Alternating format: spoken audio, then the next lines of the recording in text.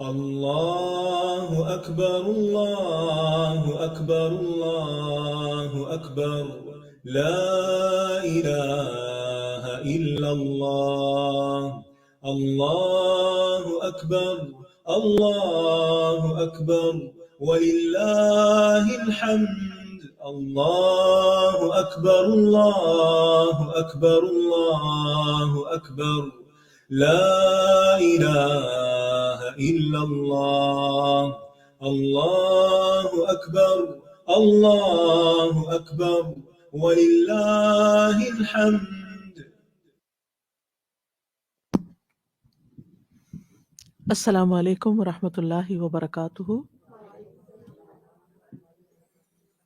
نحمده ونصلی علی رسولہ الکریم، اما بعد فاعوذ باللہ من الشیطان الرجیم، بسم اللہ الرحمن الرحیم۔ رب اشرح لی صدری ویسر لی امری واحلل عقدۃ من لسانی یفقہوا قولی۔ آج ہم انشاءاللہ سورۃ الصافات کی آیت نمبر 133 سے شروع کریں گے۔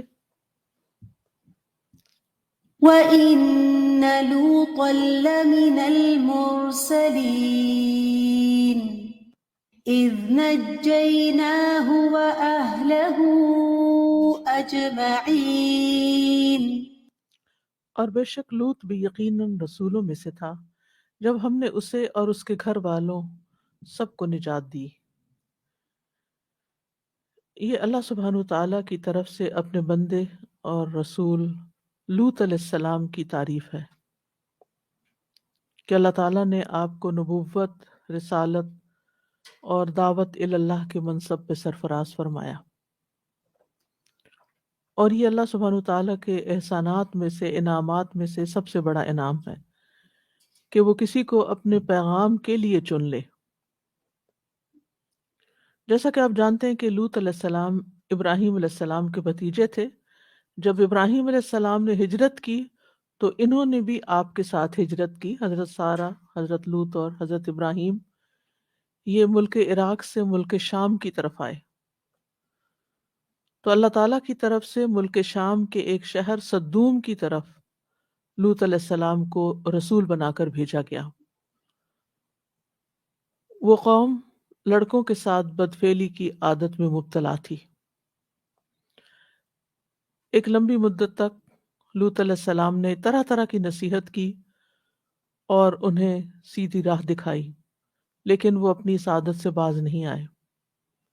تو آخر کار اللہ تعالیٰ کے حکم سے جبریل علیہ السلام نے اس بستی کو الٹ دیا۔ لوط علیہ السلام اور ان پر ایمان لانے والوں اور ان کے گھر والوں کو بچا لیا، سوائے ان کی بیوی کے جو کہ کافروں کے ساتھ پیچھے ہی رہ گئی۔ اگرچہ وہ اول نکلی تھی، شروع میں نکلی تھی، لیکن جب کہا گیا کہ پیچھے مڑ کے نہیں دیکھنا، جب بستی پہ عذاب آیا تو اس نے پیچھے مڑ کے دیکھا تو وہ بھی پھر ساتھ ہی تباہ کر دی گئی، ہلاک کر دی گئی۔ عمل کم یہاں پر اس بستی کی جو تباہی کا ذکر ہے اس کا سبب عمل قوم لوط ہے، جو ان سے پہلے دنیا میں کسی اور قوم نے کبھی نہیں کیا تھا۔ یہ وہ جرم ہے، یہ وہ گناہ ہے جو اس بستی سے شروع ہوا۔ تو فرمایا وَإِنَّ لُوطًا لَمِنَ الْمُرْسَلِينَ إِذْ نَجَّيْنَاهُ وَأَهْلَهُ أَجْمَعِينَ، جب ہم نے اسے اور اس کے اہل و عیال سب کو بچا لیا۔ یہاں بھی آپ دیکھیں کہ گزشتہ انبیاء کی طرح ان کی بھی نجات کا ذکر ہے کہ اللہ نے ان کو نجات عطا کی۔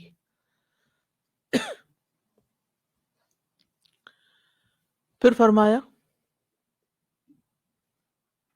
إِلَّا عَجُوزًا فِي الْغَابِرِينَ ثُمَّ دَمَّرْنَا الْآخَرِينَ، سوائے ایک بڑھیا کے جو پیچھے رہ جانے والوں میں سے تھی، پھر ہم نے دوسروں کو تباہ کر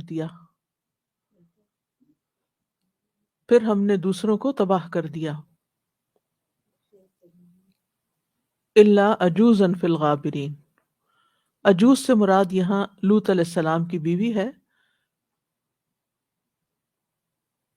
جو پیچھے رہنے والوں میں سے تھی. فی الغابرین، غابرین غابر سے ہے، اور غابر جو ہے یہ غبار سے ہے. جب کوئی قافلہ چلتا ہے تو غبار پیچھے رہ جاتا ہے، اس سے پھر یہ لفظ پیچھے رہنے والوں کے بارے میں بولا گیا. لوط علیہ السلام کی بیوی کا جرم کیا تھا؟ اس کا ذکر سورۃ التحریم میں آتا ہے. ضرب اللہ مثلا للذین کفروا امرأۃ نوح وامرأۃ لوط كانتا تحت عبدین من عبادنا صالحین فخانتاہما.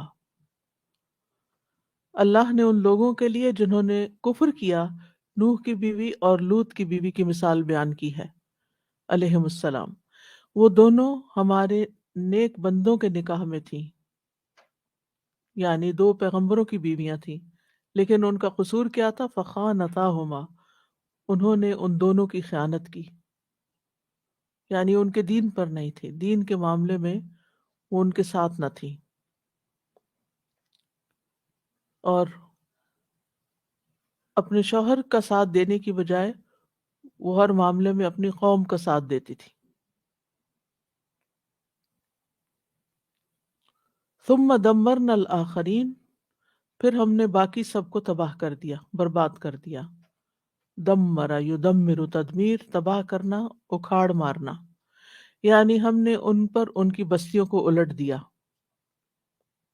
تلپٹ کر دیا، اور اوپر سے ان پر پتھر بھی برسائے حتیٰ کہ ان کا نام و نشان مٹ گیا. سورۃ الحجر میں آتا ہے فجعلنا عالیہا سافلہا، ہم نے اس کے اوپر والے حصے کو اس کا نچلا حصہ یعنی واقعی بالکل نیچے سے اٹھا کے اوپر لے جا کے واپس پٹخا کے مارا گیا ان کو. اور پھر نہ صرف یہ کہ الٹا کے مارا گیا انہیں، بلکہ اوپر سے پتھر بھی برسائے گئے. وَأَمْطَرْنَا عَلَيْهِمْ حِجَارَةً مِّن سِجِّيلٍ، تو اللہ سبحانہ تعالیٰ کے حکم سے جبریل کے ہاتھوں قوم لوط کو ہلاک کیا گیا.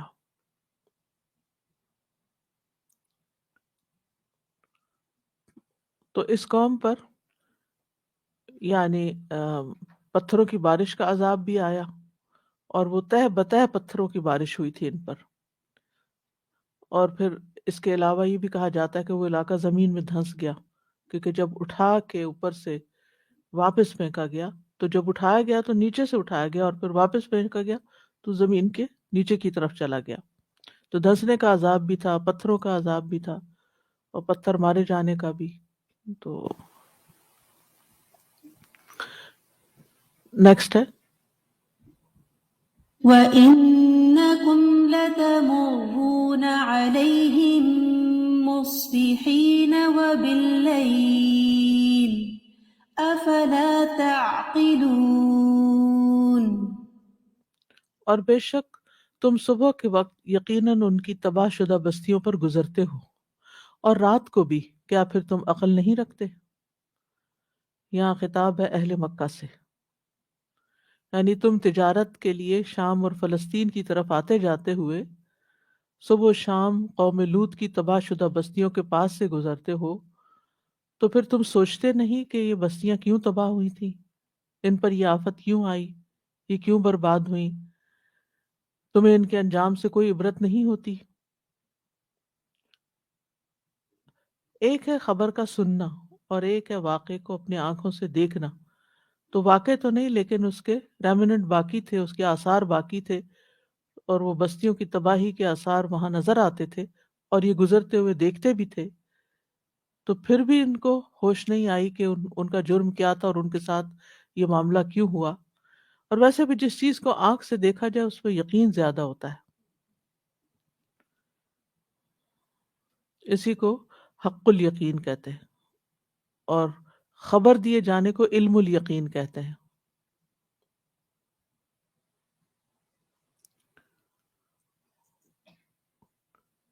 تو ان ہلاک شدہ اقوام میں بعد کے لوگوں کے لیے، اس دور کے لوگوں کے لیے بھی اور بعد کے لوگوں کے لیے نشانی ہے.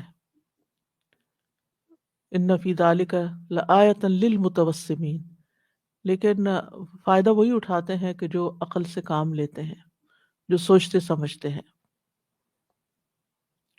تو لوط علیہ السلام کے واقعے سے جو باتیں ہمیں سمجھ میں آتی ہیں وہ یہ کہ اللہ سبحانہ تعالیٰ کو برے اخلاق پسند نہیں، اور ایسے برے اخلاق کے خاتمے کے لیے اللہ تعالیٰ نے پیغمبر مبعوث کیے۔ نبی صلی اللہ علیہ وسلم کو بھی عمدہ اخلاق کی تعلیم کے لیے بھیجا گیا تھا۔ آپ خود بھی اخلاق کے اعلیٰ ترین مرتبے پر فائز تھے۔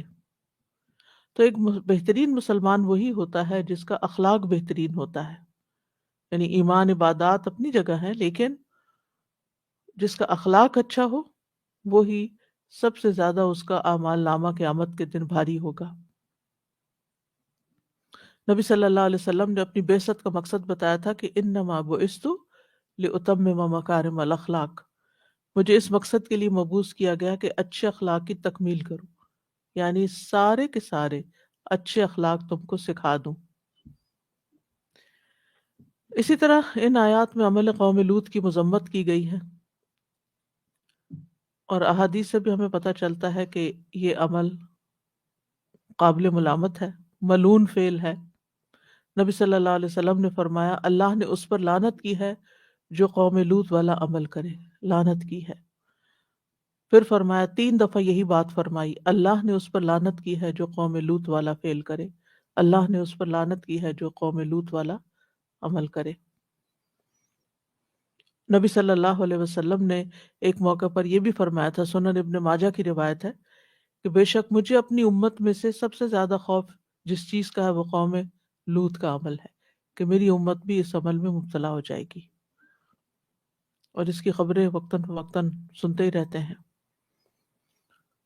اور یاد رکھیے کہ کوئی بھی یہ عمل کرے، چاہے مسلمان کرے یا غیر مسلم کرے، ایک ایمان والا شخص اس عمل پہ کبھی بھی راضی نہیں ہو سکتا، وہ اس پر کبھی مطمئن نہیں ہو سکتا، اس کو کبھی اپریشیٹ نہیں کر سکتا، اس کو کبھی درست نہیں سمجھ سکتا، کیونکہ جو کسی قوم کے عمل پہ راضی ہوتا ہے پھر قیامت کے دن انہی کے ساتھ اٹھایا جائے گا۔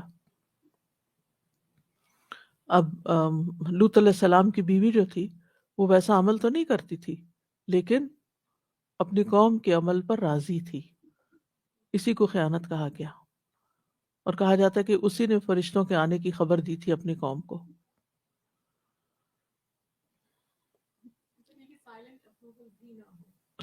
یعنی کہ دل میں یہ سب سے نچلا درجہ ایمان کا یہی ہے کہ انسان دل میں برا جانے اس کو، یعنی دل میں لازمی طور پر اس کی برائی کو برائی سمجھے۔ ان آیات سے یہ بھی پتہ چلتا ہے کہ کفر اور گناہ رشتوں کو کاٹ دیتے ہیں۔ دنیا میں اگر 2 بہن بھائی ہیں، ایک ایمان پر ہے، دین پر ہے، اور دوسرا نہیں ہے، تو آخرت میں دونوں کا ٹھکانہ الگ الگ ہی ہوگا۔ اللہ کے نزدیک حسب نسب کام نہیں آئے گا، رشتے کام نہیں آئیں گے۔ نبی صلی اللہ علیہ وسلم نے فرمایا وَمَنْ أَبْطَأَ بِهِ عَمَلُهُ لَمْ يُسْرِعْ بِهِ نَسَبُهُ، جس کو اس کے عمل نے پیچھے کر دیا تو اسے اس کا نسب آگے نہیں بڑھا سکتا۔ اصل چیز انسان کا عمل ہے۔ اور پھر یہ جو فرمایا افلا تعقلون، تم عقل سے کام نہیں لیتے، تو اس سے کیا پتہ چلتا ہے کہ ہلاک شدہ اقوام سے عبرت لینی چاہیے، سبق سیکھنا چاہیے، اس پہ غور کرنا چاہیے کہ ان کے ساتھ ایسا معاملہ کیوں ہوا، اور پھر یہ کہ اللہ سبحانہ وتعالیٰ اس کو اتنا ناپسند کیوں کرتے ہیں۔ نبی صلی اللہ علیہ وسلم ہلاک شدہ بستیوں کے پاس سے جب گزرتے تھے تو ڈرتے ہوئے گزرتے تھے، وہاں رکنے نہیں دیتے تھے۔ ابن عمر کہتے ہیں کہ جب نبی صلی اللہ علیہ وسلم مقام ہجر کے پاس سے گزرے، جہاں قوم سمود تھی نا، تو آپ نے فرمایا جن لوگوں نے اپنی جانوں پہ ظلم کیا، جب تم ان کی بستیوں سے گزرو تو روتے ہوئے گزرو، ایسا نہ ہو کہ تم پر بھی وہی عذاب آ جائے جو ان پر آیا تھا۔ پھر آپ نے اپنے سر پر چادر ڈالی اور تیزی کے ساتھ چلنے لگے یہاں تک کہ اس وادی سے باہر نکل گئے، یعنی اس رستے سے چونکہ گزرنا تھا تو صرف گزرے، ٹھہرے نہیں وہاں پر، یعنی ایسی جگہوں کو پکنک کا مقام نہیں بنایا جا سکتا۔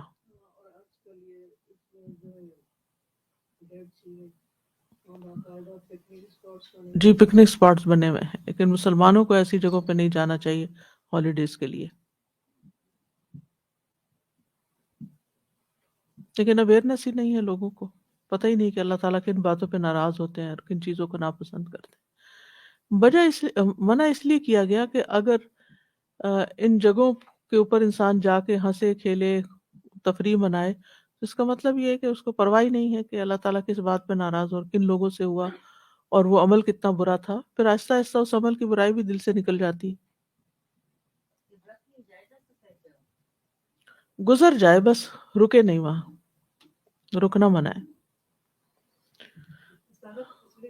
واٹس ایپ پہ اس کی ویڈیو بھیجی تھی آدھا پونا گھنٹے کی کہ یہ ایسا ہے یا پارک ہے یہ ہے اپنی جی جی جی دیکھی تھی میں نے بھی۔ میں نے کہا نہیں یہ بھی دیکھنا صحیح نہیں ہے کیونکہ ہاں، یعنی اس طرح کی چیزوں کو پروموٹ بھی نہیں کرنا چاہیے کہ اس کی جو گریوٹی ہے وہ ختم ہو جائے، یعنی اور اتنا مطلب یہی دیکھ یہاں پارک ہے بول یہ ایسا پھر وہاں سے وہ لوگ جا رہے ہیں کچھ کہنا کہیں۔ ٹھیک ہے، یہ جو ہسٹری کا پورا اسپیکٹ ہے وہ ہم مسلمانوں کے اندر سے بہت حد تک نکل گیا ہے کہ ہم دوسری چیزوں میں اتنے آ گئے ہیں کہ ہمیں بعض دفعہ صرف اپنی ہسٹری بعض دفعہ پتہ نہیں ہے، انسانی ہسٹری پتہ نہیں ہے، اور ہم وہ سبق حاصل ہی نہیں کرتے۔ اور مجھے اتنی حیرت ہوتی ہے کہ ہم اس ٹریپ میں کیوں جائیں جس میں آلریڈی لوگ چلے گئے، ہم کیوں ان چیزوں کو فالو کریں، لیکن ہم ان چیزوں کو واقعی توجہ سے بالکل بھی نہیں پڑھنے کا ہمارا رجحان ختم ہوتا جا رہا ہے۔ بالکل۔ وقفات تدبریہ، معنی الکلمات، پیج نمبر 88۔ اتدعون بعلا اتعبدون الصنم المسمى بعلا، کیا تم عبادت کرتے ہو اس بت کی جس کا نام رکھا گیا تھا بال، جس کا نام بال تھا۔ الغابرین الباقین فی العذاب، عذاب میں باقی رہنے والے، یعنی جو عذاب میں پیچھے رہ گئے تھے، باقی رہ گئے تھے۔ الوقفات نمبر 1۔ سلام على الياسين إنا كذلك نجزي المحسنين إنه من عبادنا المؤمنين۔ پیج 97 سے۔ وفی قصۃ الیاس انباء بأن الرسول علیہ اداء الرسالۃ، الیاس علیہ السلام کے قصے میں خبر دی گئی، انباء نبأ سے ہے، بأن الرسول کے رسول علیہ اس پر اداء الرسالۃ رسالت کا پیغام پہنچانا ہے، یعنی رسول کی ذمہ داری رسالت کو پہنچا دینا ہے، ادا کر دینا ہے۔ ولا يلزم من ذلك، اور اس سے یہ لازم نہیں آتا، ان یشاہد عقاب المکذبین، کہ وہ جھٹلانے والوں کے عذاب کو دیکھے، مشاہدہ کرے، ولا ہلاکہم، اور نہ ان کی ہلاکت کا، للرد علی المشرکین الذین قالوا، یہ ان مشرکوں کے رد کے لیے کہا گیا ہے جنہوں نے کہا تھا متی ھذا الوعد ان کنتم صادقین، کب پورا ہوگا یہ عذاب کا وعدہ اگر تم سچے ہو۔ ٹھیک ہے، یعنی رسول کی یہ ذمہ داری نہیں ہے، رسول تو صرف پیغام پہنچاتا ہے، اس کے لیے یہ ذمہ نہیں ہے کہ وہ جھٹلانے والوں کا عذاب بھی اس کے سامنے لازم ہو۔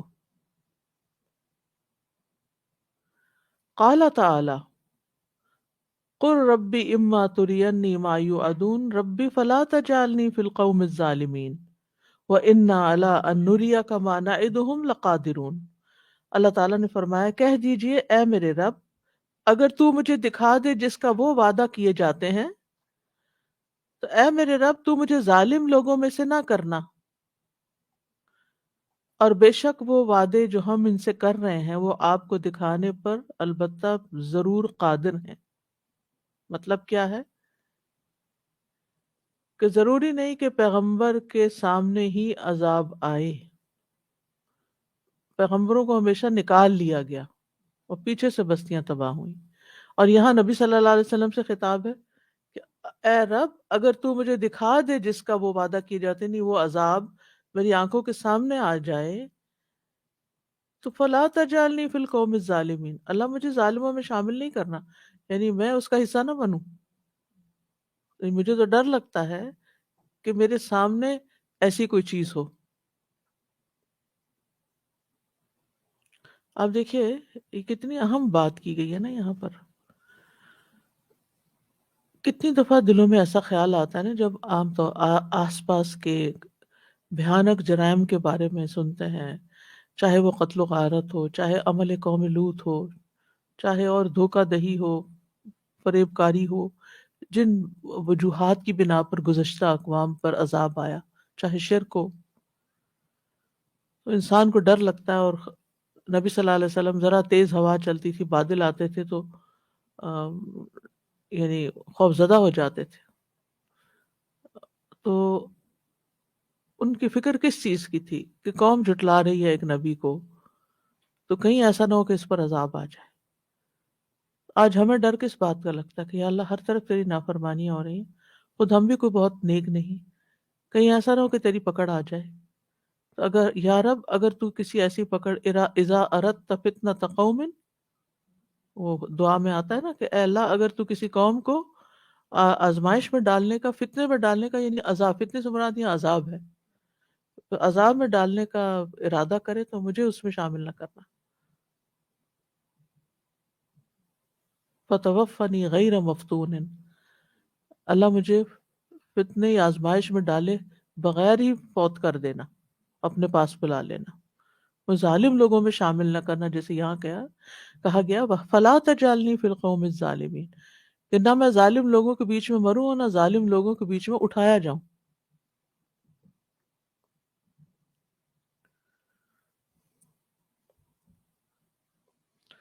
اور اللہ تعالیٰ کیا فرما رہے ہیں، وَإِنَّا عَلَىٰ أَن نُرِيَكَ مَا نَعِدُهُمْ لَقَادِرُونَ، بے شک وہ وعدے جو ہم ان سے کر رہے ہیں یعنی عذاب کے، آپ کو دکھانے پہ ضرور قادر ہیں، آپ کے سامنے بھی یہ سب کچھ کر سکتے ہیں. آپ دیکھیے موسیٰ علیہ السلام کے سامنے فرعون اور اس کی قوم ڈوبی تھی، لیکن اور پیغمبروں کے سامنے نکال لیا گیا ان کو بستیوں سے.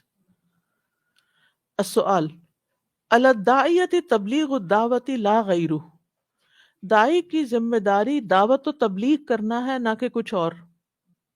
ولیس علیہ انتظار عقوبۃ من خالفہ، اور اس پر یہ لازم نہیں کہ وہ مخالفت کرنے والوں کے عذاب کا انتظار کرے، کہ میں اتنا ان کو بتا چکا ہوں یہ نہیں مان رہے تو اللہ تعالیٰ اب آپ ان پہ عذاب بھیجیں اور میں دیکھوں، اس بات کا انتظار نہ کرے. بین ذالک من الآیت الکریمہ، اس آیت کریمہ کے اندر سے اس فائدے کو بیان کریں.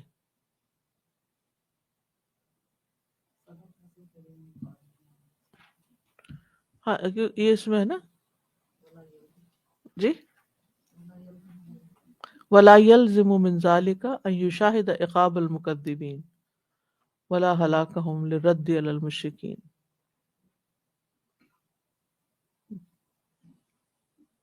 میں سوچتی ہوں اس میں کتنا پاورفل لیسن ہے نا کہ انسان جب کوئی کام کرے تو نتیجے سے بالا ہو کے کام کرے، چاہے ادھر یا ادھر، جو رزلٹ ہے وہ ہمارے ہاتھ میں نہیں ہے، ایفرٹ ہماری دیکھی جانی ہے، اور ہم کبھی نہ یعنی مایوس اپنے انعام اور دوسرے کی سزا ان دونوں کا انتظار نہ کرے، کام کرتا جائے.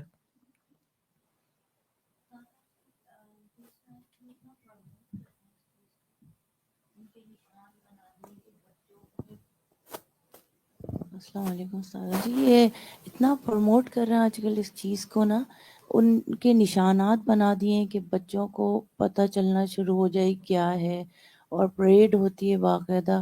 تو کچھ لوگ ان علاقوں میں رہتے ہیں اپنے ہی، تو کہتے ہیں جب ہمارے نیچے یہاں پہ کہیں ڈاؤن ٹاؤن وغیرہ میں پریڈ ہے تو ہم لوگ پردے ڈال دیتے ہیں یہ، لیکن بچوں کو تو جس حد تک بچ سکتے ہیں بچے انسان. وہاں سے موو پھر اگر بھی آپ جانا سمجھتے ہیں کہ بچے اس طرف انکلائن ہو رہے ہیں تو پھر ہجرت کرنی چاہیے. ہاں یہی والی بات. نمبر 2، وَإِنَّكُمْ لَتَمُرُّونَ عَلَيْهِمْ مُصْبِحِينَ وَبِاللَّيْلِ أَفَلَا تَعْقِلُونَ. تمرون بالنہار واللیل علیہم، تم دن رات ان پر سے گزرتے ہو. اذا ذہبتم الی اسفارکم، جب تم اپنے سفر پر جاتے ہو، ورجعتم اور واپس لوٹتے ہو. افلا تعقلون، کیا پھر تم عقل سے کام نہیں لیتے؟ فتعتبرون بہم، کہ تم ان سے عبرت حاصل کرو.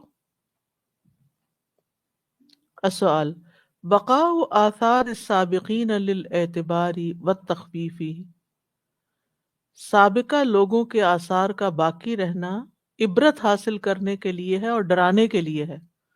بقاء آثار السابقین، سابقین سے مراد کون ہے؟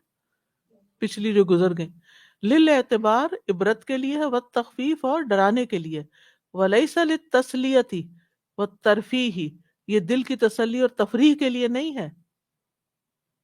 بین ھذا من خلال الآیہ، اس آیت کی روشنی میں اس کا بیان کریں.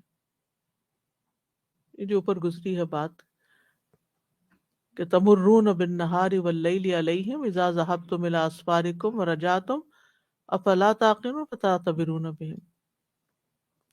العمل بالآیات، قل اللہم اہدنی الصراط المستقیم وہدیناہم الصراط المستقیم.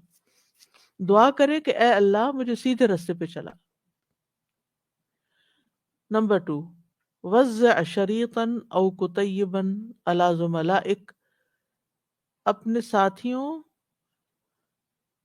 پر، او فی الحی، یا محلے میں، وزع تقسیم کرو، شریطاً کوئی کسیٹ، او کتیباً یا کوئی کتابچہ، علی زملائک اپنے ساتھیوں پر، او فی الحی یا محلے میں، تدعوہم بہ الی اللہ، جس کے ذریعے آپ ان کو اللہ کی طرف دعوت دیں. چونکہ کتاب اس دور میں لکھی گئی جب کیسٹس وغیرہ بھی عام تھی. جیسے آپ نے دیکھا کہ ہمارے کچھ پیمفلیٹس پر بھی جیسے رمضان کے اور وہ کیسٹس کا ذکر کیا ہوا ہے، یا پہلے جو بکس کی اور کیسٹس کی وہ کیٹلاگ ہوتی تھی. تو اب اور بہت سے طریقے ہیں، ایپس ہیں، میسیجز ہیں، یعنی کوئی بھی چیز آپ دوسروں کو سبق سکھانے کے لیے بھیج سکتے ہیں. وَإِنَّ مِنْ إِلْيَاسَ لَمِنَ الْمُرْسَلِينَ إِذْ قَالَ لِقَوْمِهِ أَلَا تَتَّقُونَ. نمبر 3، قُلِ اللَّهُمَّ اجْعَلْنِي مِنْ عِبَادِكَ الْمُخْلَصِينَ. آپ دعا کریے کہ اے اللہ مجھے اپنے خالص بندوں میں سے بنا لے. آمین. الا عباد اللہ المخلصین. التوجیحات. نمبر 1، دعا غیر اللہ مناف للتقوی، غیر اللہ سے دعا مانگنا تقوی کے خلاف ہے. غیر اللہ سے دعا کرنا تقوی کے خلاف ہے. فاحرص علی تحقیق التقوی بدعاء اللہ، تو حرص رکھیں تقوی کو ثابت کرنے کے لیے بدعاء اللہ، اللہ سے دعا مانگنے میں، یعنی اپنا، یعنی وحدہ سبحانہ، یعنی اکیلے اللہ سبحانہ تعالیٰ سے دعا مانگنے میں حرص رکھیں اپنے تقوی کو ثابت کرنے کے لیے. اذ قال لقومه الا تتقون اتدعون بعلا وتذرون احسن الخالقین. نمبر 2، تأمل فی الوعید الشدید لکل من کذب الرسل وآذاہم. تأمل، غور کیجئے، فی الوعید الشدید، سخت سزا میں، وعید میں، سخت وعید میں، لکل من کذب الرسل وآذاہم، ہر اس آدمی کے لیے جس نے رسولوں کی تکذیب کی اور ان کو تکلیفیں پہنچائیں. یعنی غور و فکر کریں اس آیت میں، فَكَذَّبُوهُ فَإِنَّهُمْ لَمُحْضَرُونَ، یعنی کیونکہ انہوں نے اس کو جھٹلا دیا اس لیے وہ حاضر کیے جائیں گے، عذاب میں ڈالے جائیں گے. نمبر 3، اعلم ان العقل السوی یقود العبد المؤمن للاعتبار والتفکر فی سنن اللہ تعالی. جان لیجئے کہ بے شک عقل السبی درست صحیح عقل یقودو رہنمائی کرتی ہے، قائد اسی سے ہوتا ہے، لے جاتی ہے، العبد المؤمنہ مومن بندے کو للاعتباری عبرت حاصل کرنے کے لیے، والتفکری اور غور و فکر کے لیے، فی سنن اللہ تعالی اللہ تعالیٰ کی سنتوں میں. یعنی جان لیجئے کہ صحیح عقل مومن بندے کو اللہ کی سنتوں میں، اللہ کے طریقوں میں غور و فکر کرنے کی طرف لے جاتی ہے، عبرت حاصل کرنے کے لیے. وَإِنَّكُمْ لَتَمُرُّونَ عَلَيْهِمْ مُصْبِحِينَ وَبِاللَّيْلِ أَفَلَا تَعْقِلُونَ. وآخر دعوانا ان الحمد للہ رب العالمین. اب نیا لیسن کریں گے.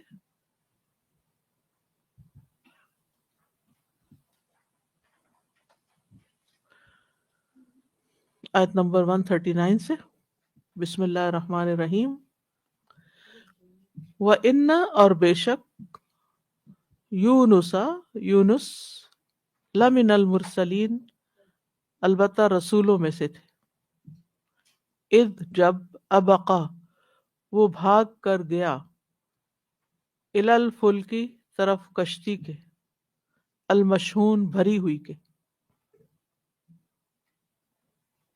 فساہما تو قرہ ڈالا، فکانا تو ہو گیا وہ یا پھر ہو گیا وہ، من المدحدین ہار جانے والوں میں سے. فالتقمہ تو لقمہ بنا لیا اس کا یا اس کو، الحوت مچھلی نے، وہوا اور وہ ملیم ملامت زدہ تھا. فلولا پھر اگر نہ، انہو یہ کہ، کانا ہوتا وہ، من المسبحین تسبیح کرنے والوں میں سے، للبثا البتہ وہ ٹھہرا رہتا، فی بطنہ اس کے پیٹ میں، الی یومی اس دن تک، یبعثون جب وہ دوبارہ اٹھائے جائیں گے. فنبذناہ تو ہم نے پھینک دیا اسے، بالعراء چٹیل میدان میں، وہو سقیم اس حال میں کہ وہ بیمار تھا. وانبتنا اور اگایا ہم نے، علیہ اس پر، شجرتن ایک پودا، می یقطین کدو کی بیل کا. وارسلناہ اور بھیجا ہم نے اسے، الی مئۃ الف طرف 100,000 کی، یعنی 1,00,000 کے. او یا بلکہ، یزیدون وہ زیادہ ہی ہوں گے. فآمنوا تو وہ ایمان لے آئے. فمتعناہم تو فائدہ دیا ہم نے انہیں، الی حین ایک وقت تک. فاستفتہم پس پوچھئے ان سے، لربک کیا آپ کے رب کے لیے ہیں، البنات بیٹیاں، ولہم اور ان کے لیے ہیں، البنون بیٹے. ام یا خلقنا بنایا ہم نے، الملائکۃ فرشتوں کو، اناثاً عورتیں، وہم جبکہ وہ، شاہدون حاضر تھے. الا خبردار، انہم بے شک وہ، من افکہم اپنے جھوٹ ہی سے، لیقولون البتہ وہ کہتے ہیں، ولد کہ جنم دیا اللہ اللہ نے، وانہم اور بے شک وہ، لکاذبون البتہ جھوٹے ہیں. اصطفیٰ کیا اس نے چن لیا، البناتی بیٹیوں کو، علی البنین بیٹوں پر. مالکم کیا ہے تمہیں، کیفا کیسے، تحکمون تم فیصلے کرتے ہو. افلا کیا بھلا نہیں، تذکرون تم نصیحت پکڑتے. ام یا لکم تمہارے لیے، سلطان کوئی دلیل ہے، مبین واضح. فأتو پس لے آؤ، بکتابکم اپنی کتاب، ان کنتم اگر ہو تم، صادقین سچے. وجعلوا اور انہوں نے بنایا، بینہ درمیان اس کے، وبینہ اور درمیان، الجنت جنوں کے، نسبا ایک رشتہ. وَلَقَدْ اور البتہ تحقیق، علمت جان لیا تھا، الجنت جنوں نے، انہم بے شک وہ، لمحضرون ضرور حاضر کیے جائیں گے. سبحانہ پاک ہے اللہ ہی اللہ، اما اس سے جو یصفون وہ بیان کرتے ہیں، اللہ سوائے عبادہ بندے اللہ ہی اللہ کے، المخلصین جو خالص کیے ہوئے ہیں۔ فَإِنَّكُمْ پس بے شک تم سب، وما اور جن کی تعبدون تم عبادت کرتے ہو، ما نہیں تم علیہ اس کے خلاف، بفاتنین فتنے میں ڈالنے والے، اللہ مگر من ہوا جو اسے جو وہ سالی داخل ہونے والا ہے، الجحیم جہنم میں، وما اور نہیں منا ہم میں سے کوئی، الا مگر لہو اس کے لیے مقام ایک مقام ہے، معلوم وَإِنَّا اور بے شک ہم، لَنَحْنُ البتہ ہم، الصافون صف باندھنے والے ہیں، وَإِنَّا اور بے شک ہم، لَنَحْنُ البتہ ہم ہی، المسبحون تسبیح کرنے والے ہیں، وَإِنْ اور بے شک کانو تھے وہ، لَيَقُولُونَ البتہ وہ کہتے، لو اگر انا یہ کہ ہوتی، عندنا ہمارے پاس، ذکرن نصیحت، من الاولین پہلوں میں سے، لکنہ البتہ ہوتے ہم، عباد اللہ بندے اللہ کے، المخلصین جو خالص کیے ہوئے ہیں۔ فکفروا تو انہوں نے کفر کیا بھی ساتھ اس کے، فسوف تو ان قریب یعلمون وہ جان لیں گے، وَلَقَدْ اور البتہ تحقیق، سبقت پہلے گزر چکی ہے، کلمتنا بات ہماری، لعبادنا ہمارے بندوں کے لیے، المرسلین جو بھیجے ہوئے ہیں، انہم بے شک وہ، لہم البتہ وہی، المنصورون مدد کیے جائیں گے،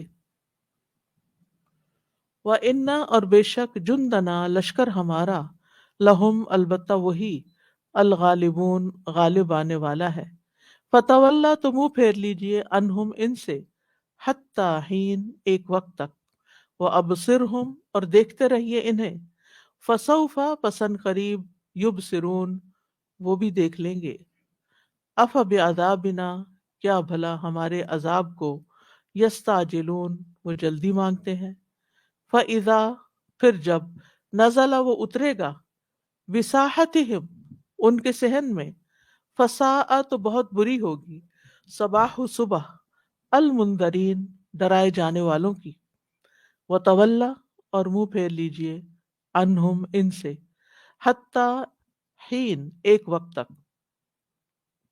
وابصر اور دیکھتے رہیے، فسوف تو ان قریب، یبصرون وہ بھی دیکھیں گے، سبحان پاک ہے، رب کا رب آپ کا، ربی جو رب ہے، العزت عزت کا، یا رب عزت والا، ربی رب العزتی عزت والا، اما اس سے جو یصفون وہ بیان کر رہے ہیں، وسلام اور سلام ہے، علی المرسلین سب رسولوں پر، والحمد اور سب تعریف للہ اللہ کے لیے ہے، ربی جو رب ہے، العالمین تمام جہانوں کا۔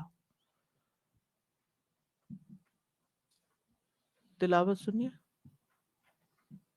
وَإِنَّ يُونُسَ لَمِنَ الْمُرْسَلِينَ إِذْ أَبَقَ إِلَى الْفُلْكِ الْمَشْحُونِ فَسَاهَمَ فَكَانَ مِنَ الْمُدْحَضِينَ فَالْتَقَمَهُ الْحُوتُ وَهُوَ مُلِيمٌ فَلَوْلَا أَنَّهُ كَانَ مِنَ الْمُسَبِّحِينَ لَلَبِثَ فِي بَطْنِهِ إِلَى يَوْمِ يُبْعَثُونَ فَنَبَذْنَاهُ بِالْعَرَاءِ وَهُوَ سَقِيمٌ وَأَنبَتْنَا عَلَيْهِ شَجَرَةً مِّن يَقْطِينٍ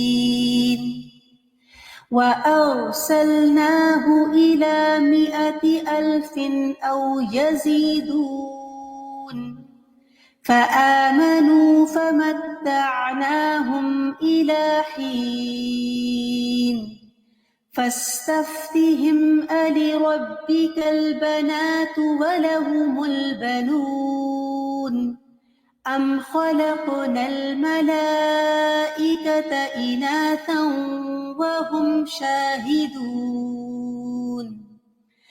ألا إنهم من إفكهم ليقولون ولد الله وإنهم لكاذبون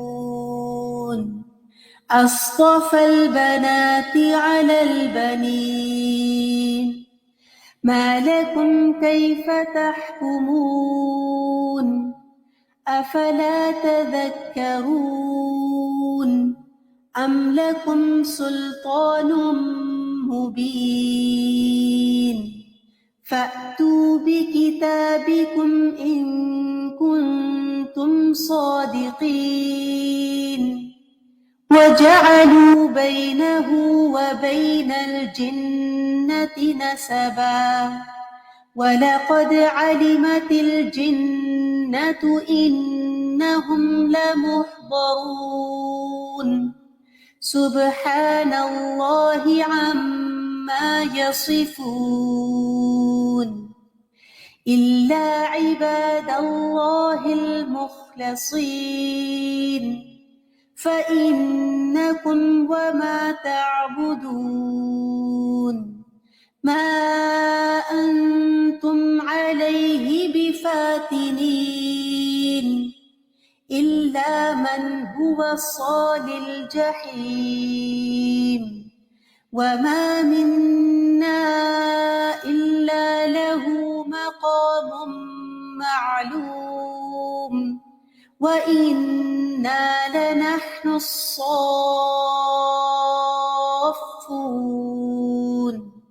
وإنا لنحن المسبحون وإن كانوا ليقولون لو أن عندنا ذكرا من الأولين لكنا عباد الله المخلصين فكفروا به فسوف يعلمون ولقد سبقت كلمتنا لعبادنا المرسلين إنهم لهم المنصورون وإن جندنا لهم الغالبون فتول عنهم حتى حين وأبصرهم فسوف يبصرون أفبعذابنا يستعجلون فإذا نزل بساحتهم فساء صباح المنذرين وتول عنهم حتى حين وأبصر فسوف يبصرون سبحان ربك رب العزة عما يصفون وسلام على المرسلين والحمد لله رب العالمين.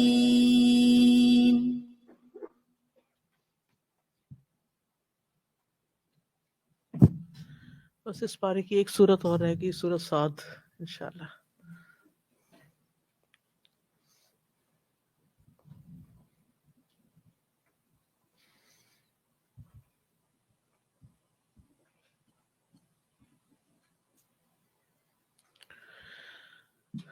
आयत नंबर 139 से तफसीर.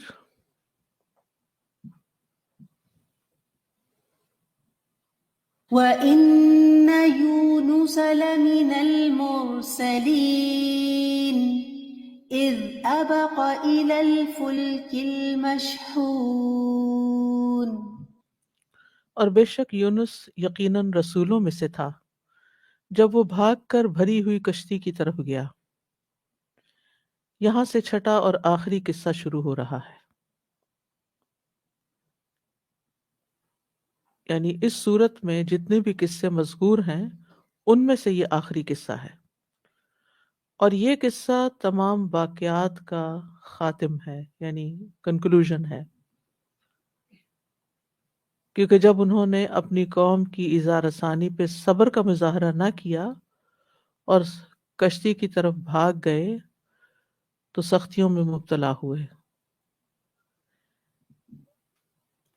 تو اس میں بھی ایک سبق ہے کہ انسان ضروری نہیں کہ ایک مشکل سے نکلے اور اس کے لیے کوئی غلط راستہ اختیار کرے یا اللہ کے حکم کی پرواہ نہ کرے تو لازماً وہ مشکل سے بچ جائے، ہو سکتا ہے اس سے بھی بڑی مشکل میں جا پڑے۔ مائک سادہ میں وہ محاورہ سوچتی ہوں کہ نہیں کہتے وہ آسمان سے گرا کھجور میں اٹکا والا بالکل، حساب کہ وہ ایک سے ہم اسکیپ کرتے ہیں۔ یعنی نبی صلی اللہ علیہ وسلم اور آپ کے ساتھیوں پر جو مشکلات آ رہی تھیں ان میں سارے پیغمبروں کے واقعات اس لیے سنائے گئے تاکہ وہ صبر کرنا سیکھیں، ان کی تسلی ہو کہ یہ صرف ہم اکیلے نہیں، اس راستے میں پہلے لوگوں کے ساتھ بھی یہی ہوا ہے۔ جب انسان دیکھتا ہے کہ دوسروں پہ بھی یہ مشکل آئی ہوئی تو اس کو ذرا تسلی ہو جاتی ہے نا۔ مختلف قسم کی آزمائشیں آئیں تو ہر شخص اپنے اپنے حساب سے ریلیٹ کر پاتا ہے نا۔ ڈفرینٹ دائی جو ہیں وہ اپنی سچویشن کے اعتبار سے ان واقعات کے ساتھ ریلیٹ کر سکتے ہیں تو اپنی مشکل پر ہلکی لگنے لگتی ہے۔ یہ تو خیر دعوت دین کے راستے کی مشکلات ہیں نا، عام زندگی میں بھی مشکلات ہوتی ہیں نا، ہمیں کبھی اپنے بچوں کی طرف سے، کبھی شوہر کی طرف سے، کبھی فائنینشیل، کبھی یعنی کسی نہ کسی طرح سے انسان ہے یہ امتحان کے لیے، تو ہر انسان کا امتحان ہوتا ہے۔ تو بہت سے لوگ کہتے ہیں کہ آخر کب تک صبر کریں، اب صبر نہیں ہوتا۔ اب وہ کیا چاہتے ہیں کہ ایک ہے کسی بھی چیز کا ایک لاجیکل کنکلوژن یا ایک یعنی ہر چیز وقت کے ساتھ ساتھ ایک انجام کو پہنچ جاتی ہے، سیٹل ہو جاتی۔ اس دوران انسان کو اپنے رب سے مدد لینی چاہیے، اللہ سبحانہ و تعالیٰ سے صبر کی توفیق مانگنی چاہیے، مشکل کے ختم ہونے کا انتظار کرنا چاہیے۔ لیکن بعض لوگ جلد بازی کرتے ہوئے وقت سے پہلے ہی کوئی اور راستہ اختیار کر لیتے ہیں۔ ٹھیک ہے، انسان کو مشکل سے نکلنے کے لیے راستے اختیار کرنے چاہیے، لیکن ہمیشہ یہ سوچنا چاہیے کہ جو راستہ میں لینے لگا ہوں یہ واقعی مجھے مشکل سے نکالے گا یا ایک اور مشکل میں ڈالے گا۔ تو کمپیریزن کرنا چاہیے۔ اب دیکھیں کہ بعض بچوں کی شادی ہوتی ہے اور وہ ان کی آپس میں سیٹلمنٹ نہیں ہوتی تو بہت جلدی کیا چاہتے ہیں کہ بس ہم چھٹی کریں، نکال دیں اس کو، یا خود نکل جائیں، بھاگ جائیں کہیں۔ تو اب ہوتا کیا ہے، وہ سمجھتے ہیں کہ بس یہاں سے میں نکلوں تو میری جان آسان ہو جائے گی، لیکن یہاں سے نکل کے جہاں اور جاتے ہیں وہاں بعض اوقات اس سے بھی بڑی مشکل ہوتی ہے۔ جی آپ کچھ کہہ رہے؟ سب سے بڑی مشکل ہوتی ہے میدان جنگ میں، اسی لیے اللہ سبحانہ تعالیٰ نے ادھر سے بھی بھاگنے کو بالکل حرام تک کہا۔ بالکل سب سے بڑی مشکل میدان جنگ میں ہوتی ہے، اور وہاں سے بھی بھاگنا جو ہے، پیٹ پھیر کے بھاگنا جو ہے ناپسندیدہ ہے۔ سازا جیسے آپ نے بھی کہا نا شادی کے لیے، تو جب کسی کی شادی ہو رہی ہوتی ہے تو آج کل یہ ٹرینڈ الحمدللہ کافی ہمارے بڑوں نے یہ ڈالا ہے کہ جو ایکسپیرینس لیڈیز ہیں وہ اپنے اپنے ایکسپیرینسز بتاتی ہیں، تو نئی دلہن جو ہے وہ یہ نہ سمجھے کہ صرف میرے ساتھ ہی ایسا ہو رہا ہے، بالکل، اور پھر وہ ایڈجسٹ کرنا کے لیے دل بڑا ہو جاتا ہے اس کے لیے۔ ایڈجسٹمنٹ کسی کے ساتھ بھی ہو، بالکل صرف یعنی کہ شادی کے بعد ہی نہیں، کسی بھی طرح سے، کسی بزنس میں ہو، کسی ادارے میں ہو، آپ کو کہیں نئی جاب ملی ہے، وہاں پر آپ کے ایڈجسٹمنٹ میں آپ کو ٹائم لگ رہا ہے، یعنی ہر چیز، نئے گھر میں شفٹ ہوئے تو نئے ملک میں آئے تو it will take some time, be patient. میں جانتی ہوں کچھ لوگوں کو کہ انہوں نے امیگریشن لی اور پھر آ کے شروع میں دل نہیں لگا. ظاہر ہے کہ کوئی آپ کے نہ نیبرز میں جاننے والا ہے، نہ آپ بچے اسکول میں سیٹ ہو رہے ہیں یا کچھ، تو تھوڑے ہی ہفتوں کے بعد پھر واپس نہیں رہ سکتے یہاں. ہاں. تو اس میں آپ دیکھیے کہ بہت سے لوگ جو رہ گئے وہ بڑے خوشحال بھی ہیں، سیٹل بھی ہوئے ہیں. ٹھیک ہے نا. تو تھوڑا سا ٹائم دینا، مطلب کیا ہے؟ ٹائم دینا چاہیے، اللہ سے دعا کرتے رہنا چاہیے، اللہ کے اذن کا انتظار کرنا چاہیے. یونس علیہ السلام کا بس یہی مسئلہ تھا نا کہ انہوں نے حکم آنے سے پہلے ہی قدم اٹھا لیا. جی حنیزہ. جی استاذہ، مجھے ایسا لگ رہا ہے کہ اس میں ایک اتنا امپورٹنٹ لیسن ہمارے لیے ہے کہ اللہ تعالیٰ نے ہمیں جب بھی کسی مشکل میں ڈالا، اگر کوئی کسی انسان کو بھی کوئی مشکل میں ڈالے تو اس کی نجات کے لیے انسان جو آسانی کا رستہ اختیار کرے، جو آج کل بہت زیادہ ہو گیا ہے نا، ہمارے دین نے آسانیاں پیدا کرنے کے لیے جو بہت زیادہ چیزوں میں فلیکسیبلٹی ڈال دی، اس سے وہ فلیکسیبلٹی جو ہے زیادہ مشکل بھی بن گئی ہے. تو ایسی وہ کیونکہ وہ فلیکسیبلٹی زیادہ تر وہ اللہ تعالیٰ کے حکم کے خلاف والی فلیکسیبلٹی ہے، تو وہ مشکلوں کی طرف لے جا رہی ہے. جیسے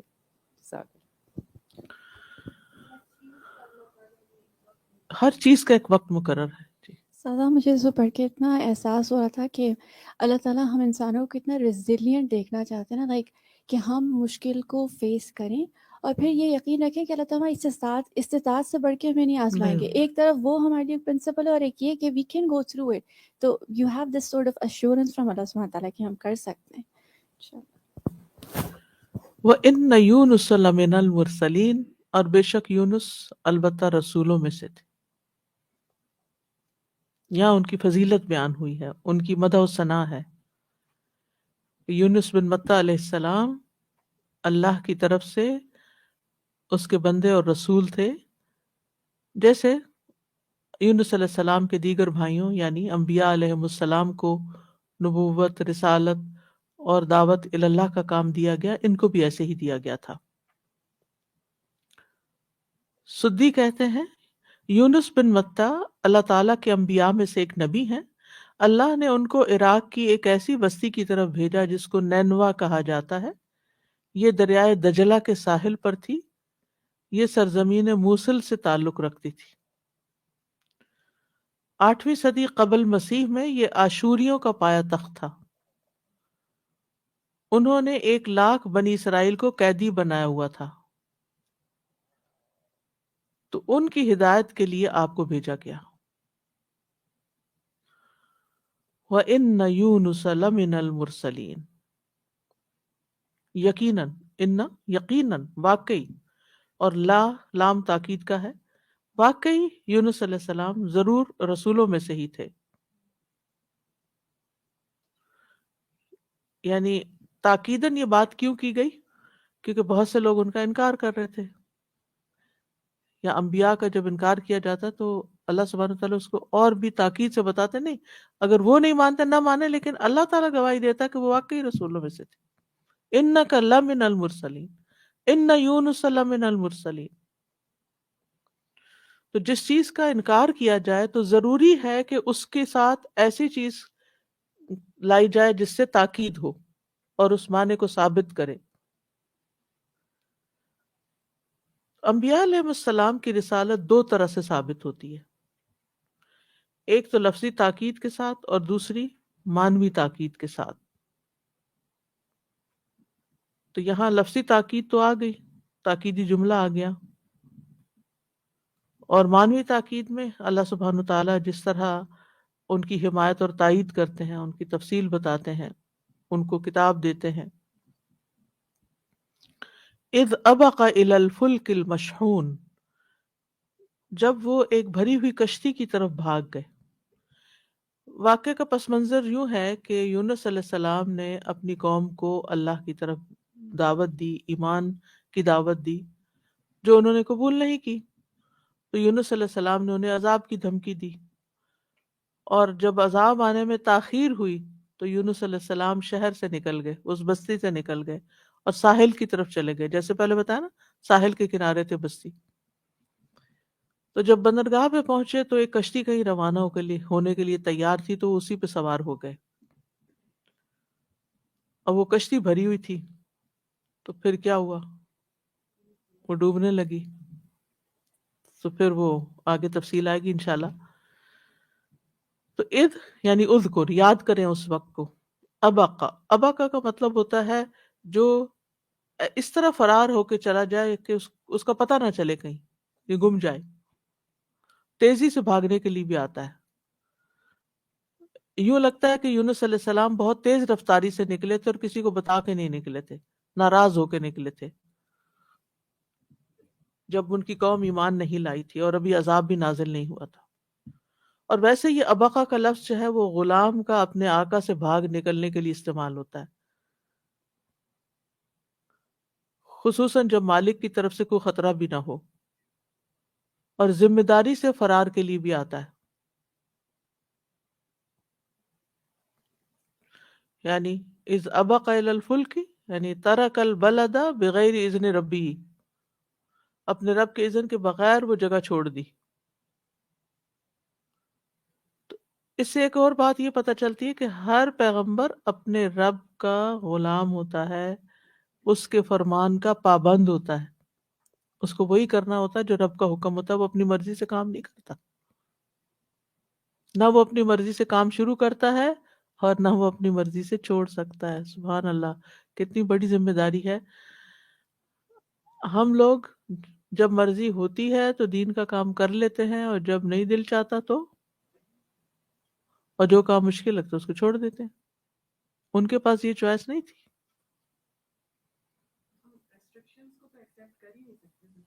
بالکل، پابندی کو۔ تو یونس علیہ السلام کے لیے یہ الفاظ ایک خاص وجہ سے بیان ہوئے نا، کہ وہ اللہ کے بندے بھی تھے، اور جیسے بندہ یا غلام جو ہوتا ہے وہ اللہ کے حکم، اللہ کی اجازت کے بغیر جب کوئی کام کر لیتا ہے، یا ایک غلام اپنے آقا کی مرضی کے بغیر کوئی کام کر لیتا ہے، تو مرضی کے خلاف، بغیر نہیں، خلاف، تو اس کے لیے یہ لفظ استعمال ہوتا ہے۔ تو اصل عبودیت کیا ہے؟ کہ اپنی تمام خواہشات کو چھوڑ کر اللہ کی اطاعت میں جان کی بازی لگا دی جائے۔ تو انہوں نے تبلیغ کی مزید مشقتیں سہنے سے ایک طرح سے فرار حاصل کیا، انکار کیا، اور اس پر اللہ تعالیٰ ناراض ہو گئے۔ سورۃ الانبیاء میں آتا ہے وَظَنُّونِ إِذْ ذَهَبَ مُغَاضِبًا فَظَنَّ أَن لَّن نَّقْدِرَ عَلَيْهِ، اور مچھلی والا جب اپنی قوم سے غضبناک ہو کر چلا گیا تو اس نے گمان کیا کہ ہم اس پر ہرگز قادر نہ ہوں گے۔ گمان بھی اللہ تعالیٰ نے نوٹ کر لیا کہ کیا سوچ کے نکلے۔ فَظَنَّ أَن لَّن نَّقْدِرَ عَلَيْهِ، یعنی ہم کچھ کہیں گے نہیں۔ اور مشحون کا لفظ جو ہے کشتی کے لیے آتا ہے، یہ جہاز کے لیے آتا ہے جب وہ سواریوں سے یا سامان سے بھر جائے فل کیپیسٹی میں۔ نیکسٹ ہے فساهم فكان من المدحضين فالتقمه الحوت وهو مليم، تو اس نے قرہ ڈالا، پھر وہ ہار جانے والوں میں سے ہو گیا، تو مچھلی نے اس کو نگل لیا جبکہ وہ خود کو ملامت کرنے والا تھا۔ ساہما، قرہ ڈالا۔ قرہ اندازی کی وجہ کیا تھی؟ آپ جانتے ہیں کہ کشتی پہلے سے ہی بھری ہوئی تھی، اور جب یہ گہرے سمندر میں گئی تو اس کا بوجھ اور زیادہ ہو گیا۔ تو جب بوجھ زیادہ ہو جائے تو دو باتوں میں سے ایک ضروری ہوتا ہے، کہ یا تو بوجھ ہلکا کیا جائے یا پھر سب ڈوب مریں جو بھی کشتی میں سوار ہے۔ تو ظاہر ہے بوجھ ہلکا کرنا سب کے مرنے سے بہتر ہے، کیونکہ اس سے پھر باقی لوگ نجات پا جائیں گے جب کشتی ہلکی ہوگی۔ تو اب یہ ہے کہ کوئی بھی شخص خود کو تو آفر نہیں کر سکتا تھا مجھے آپ سمندر میں پھینک دیں اور باقی سب بچ جائیں، ہر ایک کو جان پیاری ہوتی ہے۔ تو اس کا حل کیا سوچا گیا کہ قرآن اندازی کی جائے، جس کا نام نکلے اسی کو پھینکا جائے، اس کے علاوہ کوئی اور راستہ نہیں تھا۔ اور مدحزین دحس کہتے ہیں کیچڑ میں پھسلنے کو، ادحاس کہتے ہیں پھسلانے کو، کسی کو ناکام بنانا. تو یہاں مراد ہے پھسلائے جانے والوں میں سے، کرہ میں ہارنے والوں میں سے، مغلوب ہونے والوں میں سے. یعنی ان کا نام نکلا اور وہ پکڑے گئے. اور یہ لفظ آتا ہے نا حجتہم داحظہ، یعنی ان کی حجت بیکار ہے، پھسلنے والی، یعنی کام نہیں آنے والی. کہا جاتا ہے کہ 3 دفعہ ان کا کرہ نکلا، 3 دفعہ قرآن اندازی کی گئی، ہر دفعہ انہی کا نام نکلا. کشتی والے پہچانتے بھی تھے، وہ آپ کو پھینکنا نہیں چاہتے تھے، لیکن ہم مجبور تھے کیونکہ سب نے طے یہی کیا تھا کہ جس کا نام نکلے گا وہی ڈالا جائے گا. تو بالآخر انہیں سمندر میں چھلانگ لگانی پڑی. ہم؟ اور وہ بھی سمندر کے بیچ میں، اگر کہیں کنارے پہ کشتی ہوتی تو اتر کے واپس چلے جاتے. فَالْتَقَمَهُ الْحُوتُ وَهُوَ مُلِيمٌ. حوت کہتے ہیں بڑی مچھلی کو، ویل کو، شارک کو. التقم لقمے سے ہے، لقمہ بنا لیا اس کو حوت نے، بہت بڑی مچھلی نے نگل لیا، اور وہ ملامت زدہ تھا. جو ملامت کا مستحق ہو اس کو ملیم کہا جاتا ہے، چاہے اسے ملامت کی جائے یا نہ کی جائے. ٹھیک ہے، علامہ یلیم سے. اب دیکھو پنجابی میں علامہ سنا ہوا لفظ علامہ؟ کسی نے نہیں سنا؟ پنجابی نہیں آتی آپ لوگ؟ آپ کو پتہ ہے علامہ کس کو کہتے ہیں؟ شکایت کے معنی یعنی وہ کسی کو تانا دینا یا شکایت کرنا. تو بہرحال شاید وہ بھی اسی سے ہی، علامہ یلیم سے ملامت کرنا. تو ملیم کے یہاں 3 معنی بنتے ہیں. ایک ہے خطا کار، یہ ابن عباس کا قول ہے. دوسرا ہے وہ خود کو ملامت کر رہے تھے، اب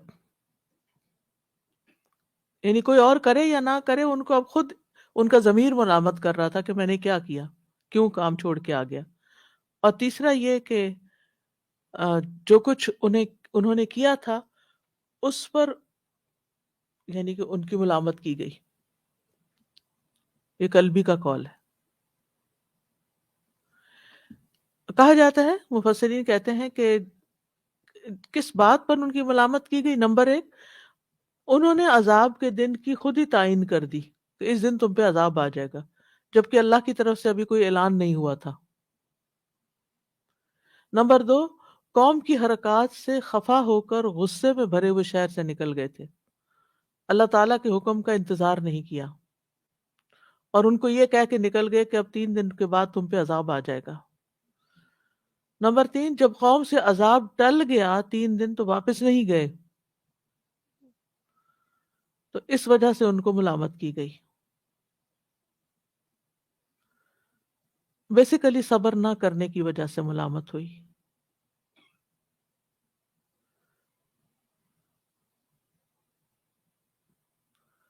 تو اصل میں کام تو یہی تھا کہ وہ اللہ تعالیٰ کے حکم کا انتظار کرتے، لیکن انہوں نے نہیں کیا، تو اللہ سبحانہ وتعالیٰ ان سے ناراض ہوئے. پھر کیا ہوا؟ فلولا أنه كان من المسبحين للبث في بطنه إلى يوم يبعثون. پھر اگر وہ اللہ کی تسبیح کرنے والوں میں سے نہ ہوتا تو وہ اٹھائے جانے والے دن تک اس مچھلی کے پیٹ میں ہی ٹھہرا رہتا. تسبیح انہوں نے کیا کی تھی؟ لا الہ الا انت سبحانک انی کنت من الظالمین. جو ہی انہیں احساس ہوا کہ غلطی تو میری تھی، اسی وجہ سے مجھے پھینکا گیا اور اسی وجہ سے میں مچھلی کے پیٹ میں پہنچ گیا ہوں، تو انہوں نے اقرار کر لیا.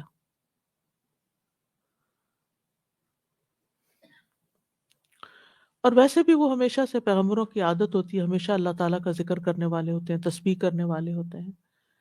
اور اس کا ایک معنی یہ بھی کیا گیا ہے کہ وہ پہلے سے ہی بہت تسبیح کیا کرتے تھے، وہ نیک لوگوں میں سے تھے، اللہ کا ذکر کثرت سے کرتے تھے، اور پھر مچھلی کے پیٹ میں بھی انہوں نے کیا، تو پچھلی نیکیاں جو تھیں وہ کام آئیں، اور اس وقت کا ذکر بھی obviously۔ ابن عباس کہتے ہیں کہ مسبحین کا معنی نماز پڑھنے والوں میں سے، یعنی وہ نماز کے پابند تھے۔ وہب کہتے ہیں کہ وہ عبادت گزاروں میں سے تھے۔ حسن کہتے ہیں کہ مچھلی کے پیٹ میں وہ نماز نہیں پڑھ رہے تھے، بلکہ وہ پہلے سے ہی نیک عمل کر چکے تھے۔ ضحاک کہتے ہیں کہ اللہ نے ان کی سابقہ اطاعت کی قدر فرمائی۔ دوسرا معنی یہ کیا گیا کہ مچھلی کے پیٹ میں تسبیح کرنے والے تھے، یعنی کہ مچھلی کے پیٹ میں بھی انہوں نے اللہ کی تسبیح کرتے ہوئے کہا تھا لا الہ الا انت سبحانک انی کنت من الظالمین۔ تو انتہائی غم کی حالت میں انہوں نے اللہ تعالیٰ کو پکارا تھا۔ اللہ تعالیٰ فرماتے ہیں وَلَا تَكُنْ كَصَاحِبِ الْحُوتِ إِذْ نَادَى وَهُوَ مَكْظُومٌ، مچھلی والے یونس کی طرح نہ ہو جب اس نے اللہ کو پکارا اس حال میں کہ وہ غم سے بھرا ہوا تھا۔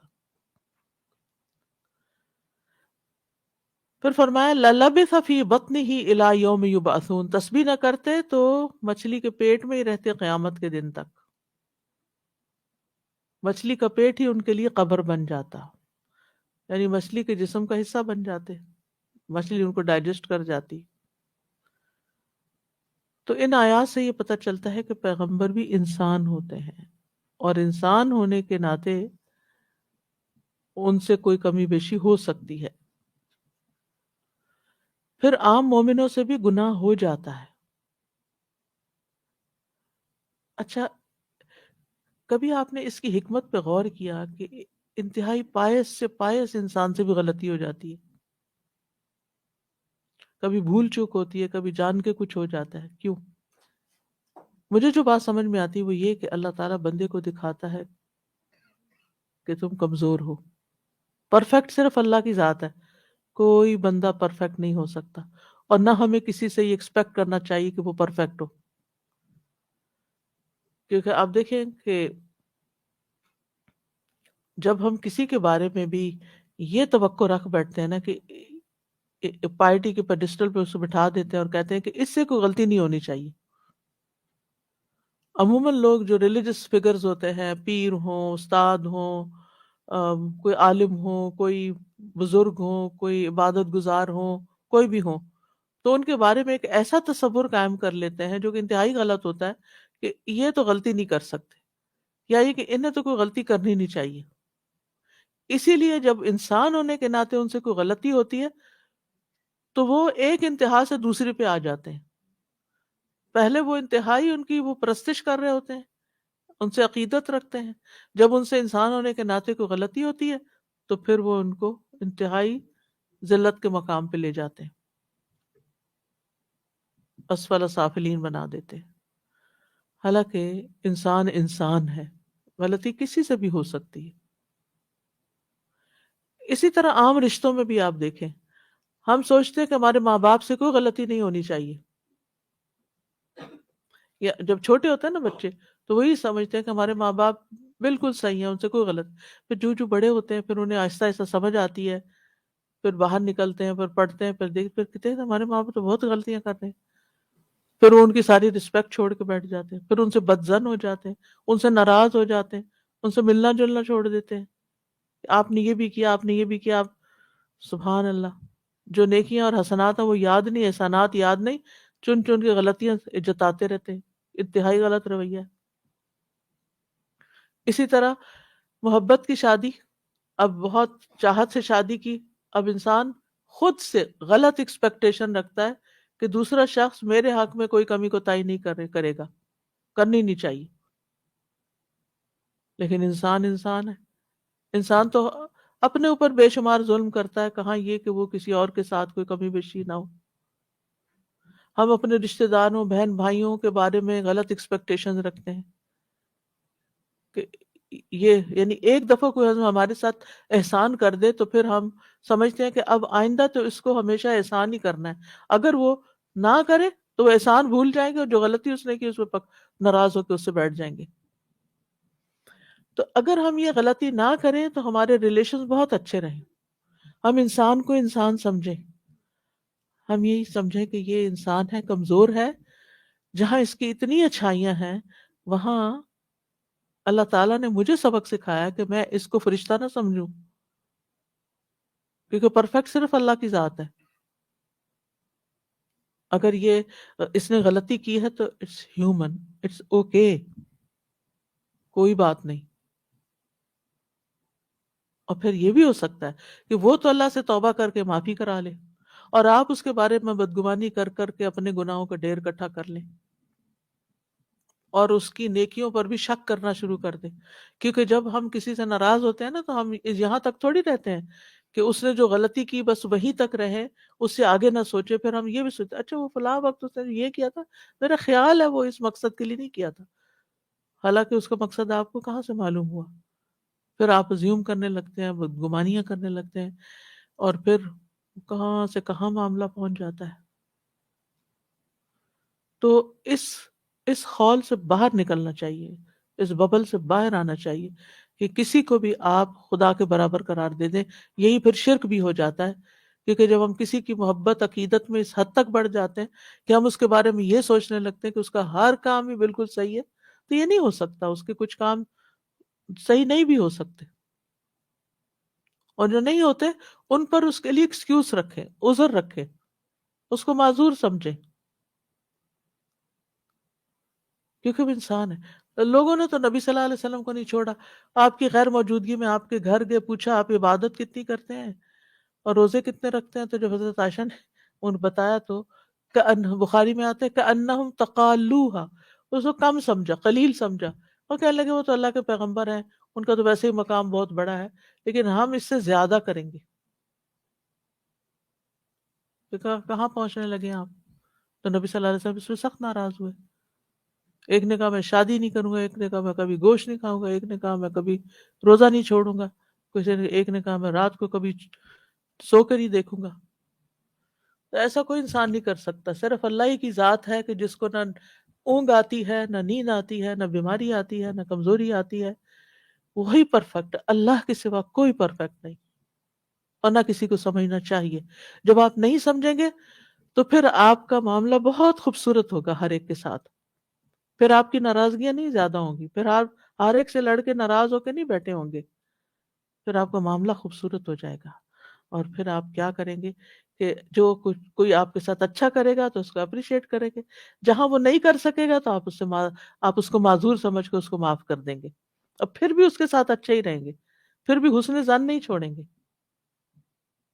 اس کی خوبیاں دیکھتے رہیں گے، اس کے احسانات دیکھتے رہیں گے. یہاں اللہ سبحانہ وتعالیٰ نے یونس علیہ السلام کو کیوں معاف کیا؟ ان کی پچھلی، جیسے ابن عباس ہے، پچھلی عبادات کی بنیاد پر، اور اندر جا کے بھی جو انہوں نے مچھلی کے پیٹ میں پڑا. تو مومن سے بھی خطا ہو جاتی ہے. نبی صلی اللہ علیہ وسلم نے فرمایا ہر انسان خطا کار ہے، اور بہترین خطا کار وہ ہیں جو توبہ کرتے ہیں.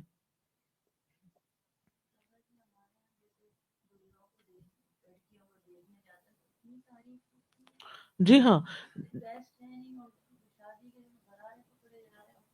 اسٹیج تک لے کے آیا جا رہا ہوتا ہے، اور جیسے ہی وہ بیچاری گھر پہنچتی ہیں تو بس دوسرے دن سے کمیاں نکلنی شروع ہو جاتی ہیں. ان کے تو اماں نے سکھایا ہی نہیں، ان کے تو ابا نے بتایا نہیں. تو بس حالانکہ کوئی بھی پودا ایک جگہ سے اکھاڑ کے جب دوسری جگہ لگاتے ہیں تو اس کو جڑ پکڑنے میں ٹائم لگتا ہے. جی گیو ٹائم، لوگوں کو وقت دیں. کوئی دین میں آتا ہے، کوئی مسلمان ہو جاتا ہے نا، ہم اس سے سمجھتے ہیں کہ بس اب فرشتہ بن جائے، اس سے کوئی غلطی نہ ہو. کوئی قرآن پڑھنے لگے تو کہتے دیکھیں قرآن پڑھنے والے ایسا کرتے ہیں ویسا کرتے ہیں. بھئی ابھی تو پڑھنا شروع ہوئے ہیں، کہاں وہ پرفیکٹ تھوڑی، انہوں نے کب دعویٰ کیا کہ پرفیکٹ ہو گئے؟ وہ تو اسٹرگل کر رہے ہیں. تو آپ کسی کی اسٹرگل کو اپریشیٹ کریں، نہ کہ اس کو اپنے سو کالڈ مخصوص سٹینڈرڈ پہ آپ رکھیں اور اسی کے اندر ہی فٹ کریں. اگر وہ اس میں نہیں فٹ آتا تو کاٹ دیں اس کو. اسی وجہ سے آپ دیکھیں ہماری خواتین بیچاریاں کیا کرتی ہیں. شادی ہوتی ہے، اب سسرال کے جو تقاضے ہوتے ہیں اور جو مطالبے ہوتے ہیں، اب ان کی بنیاد پر وہ کبھی اپنا بازو کاٹتی ہیں، کبھی اپنی ٹانگ کاٹتی ہیں. مطلب یہ کہ اپنی اپنی جو عقل ہے، سمجھ ہے، اپنا طور طریقہ ہے، اپنا علم ہے، ڈگری ہے، پیشن ہے، جاب ہے، یعنی ہر چیز کمپرومائز کرتے جاؤ، ان کے ڈبے میں فٹ ہو جاؤ، پھر آپ کی قدردانی ہے. اگر آپ ان کے ڈبے میں فٹ نہیں ہے، اپنی مرضی سے کچھ بھی کرنا چاہتے ہیں، تو you are not acceptable, get out. جی سمینہ آپ بولیں. ایک اور بات ہے کہ ایک اسکالر تھے، کافی سالوں کی بات ہے، بہت ہی سب ان کی ہر وقت اسپیچز اور سب سنتے تھے اور اتنا پسند کرتے تھے. پھر ایک دفعہ ان کے منہ سے کوئی بات نکلی جبکہ وہ قرآن میں تھی، لیکن جب انہوں نے ایکسپلین کی تو غلط، لوگوں کو سمجھ میں غلط آیا. تو بعد میں وہ جب ان کی ڈیتھ ہوئی تو کہاں وہ پہلے ٹی وی میں اوپر آ رہا ہوتا تھا نام آلویز، اور اس کے بعد آخر میں جب ڈیتھ ہوئی تو اتنی ان کا قصور بنا دیے کہ نیچے لائن چل رہی تھی یہ ڈیتھ ہو گئی. اتنا پوچھتے تھے لوگ. تو وہی بات ہے کہ اتنا بھی زیادہ نہیں کرو، انسان ہے نا، انسان غلطی ہے. تو ہو جاتی ہے، بالکل بالکل اللہ بھی معاف کر دیتے ہیں. بالکل.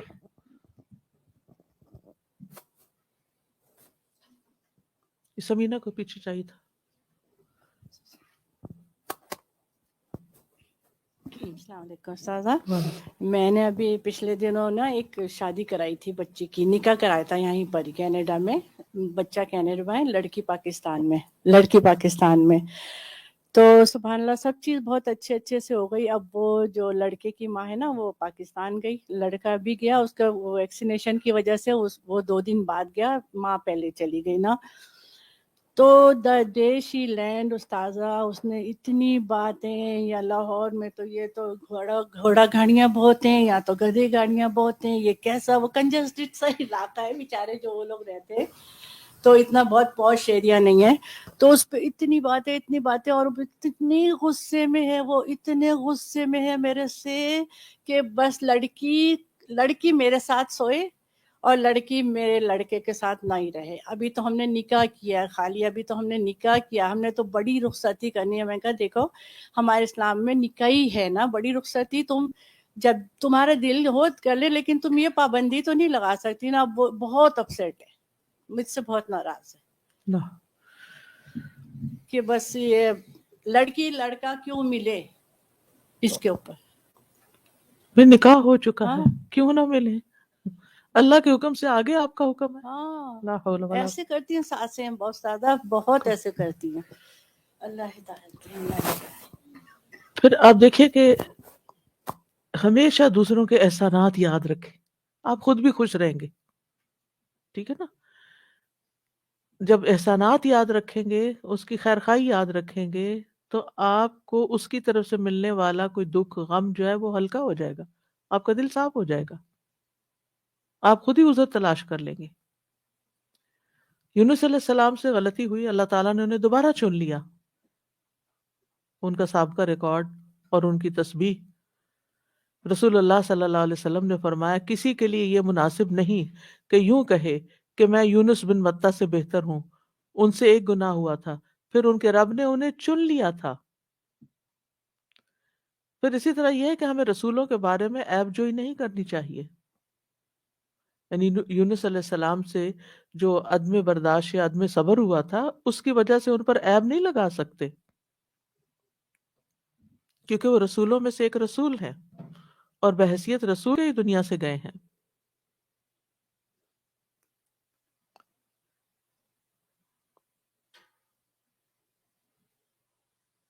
اور نبی صلی اللہ علیہ وسلم نے اس سے بھی منع کیا کہ کوئی نبی صلی اللہ علیہ وسلم کا اور ان کا کمپیریزن کر کے ان کو یعنی ان کو فضیلت دے اس طرح،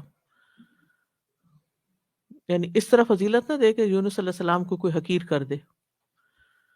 اور پھر یہ ہے کہ ہم اپنے لیے سوچیں کہ اگر ہم سے کوئی غلطی ہو جائے نا تو ڈپریشن میں نہ چلے جائیں کہ یہ گناہ کیوں ہو گیا، بلکہ اس پر آئیں کہ توبہ کر لیں، ندامت اختیار کریں، سوری کر لیں، اقرار کر لیں کہ ہاں ہو گیا. لوگ تو مانتے ہی نہیں، وہ دوسروں کو بلیم کر رہے ہیں، مجھے تو یاد نہیں، مجھے نہیں معلوم کیوں ہوا، کب ہوا، کیسے ہوا. اس کے بعد خود کو ملامت کرنی چاہیے. ربنا ظلمنا انفسنا وان لم تغفر لنا وترحمنا لنکونن من الخاسرین. غلطی ہونے کے بعد اللہ کی طرف رجوع کیا جائے. جیسے موسیٰ علیہ السلام سے قتل ہو گیا تو انہوں نے کیا کہا؟ قال ربی انی ظلمت نفسی فاغفر لی فغفر لہ انہ هو الغفور الرحیم. داؤد علیہ السلام نے کیا کیا؟ وظن داؤد انما فتناہ فاستغفر ربہ وخر راکعا واناب. داؤد کو خیال آیا کہ اس مقدمے سے دراصل ہم نے اس کی آزمائش کی ہے، تو انہوں نے اپنے رب سے معافی مانگ لی، رکوع میں گر گئے اور اس طرح اور اللہ کی طرف رجوع کر لیا.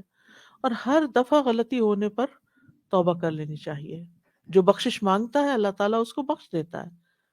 ان اللہ یغفر الذنوب جميعا، اللہ تعالیٰ سارے گناہ معاف فرما دیتا ہے. توبہ کرنے والا ایسا جیسے اس نے غلطی کی ہی نہیں.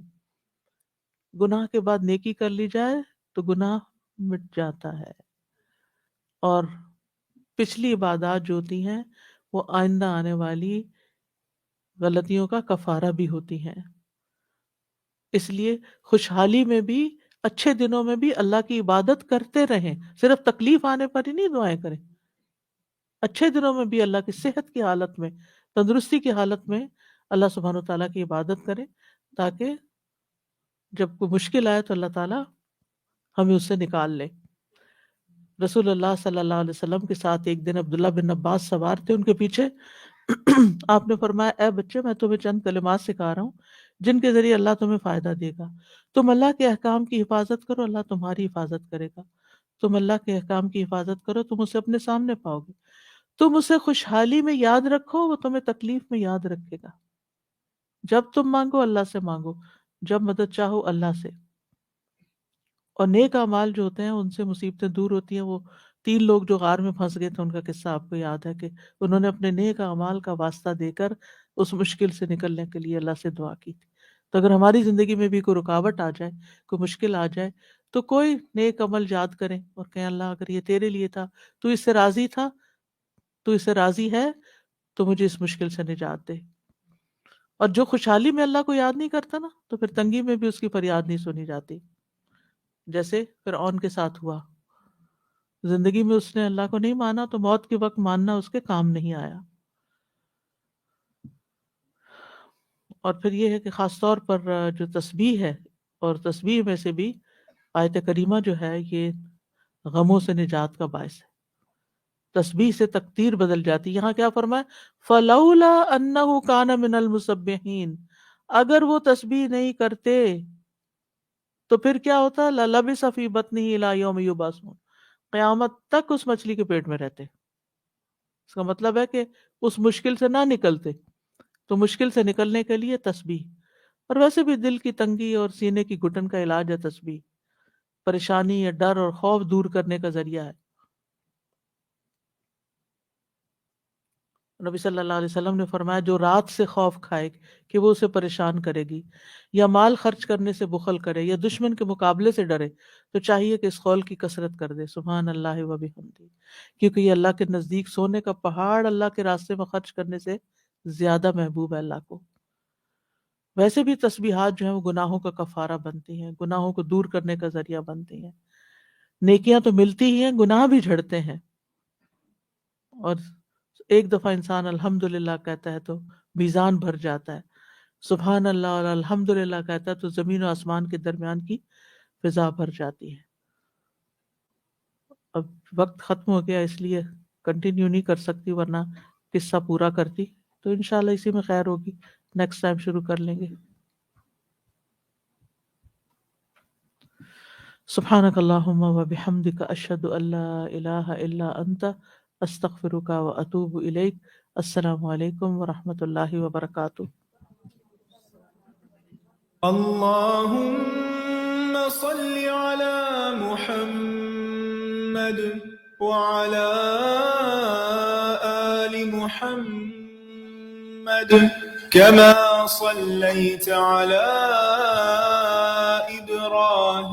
إبراهيم وعلى آل إبراهيم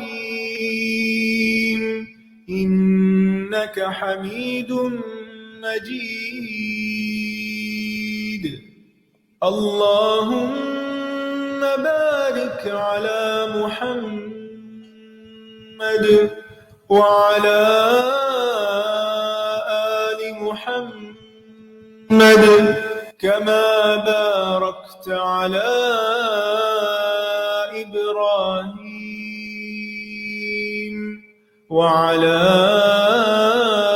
آل إبراهيم إنك حميد مجيد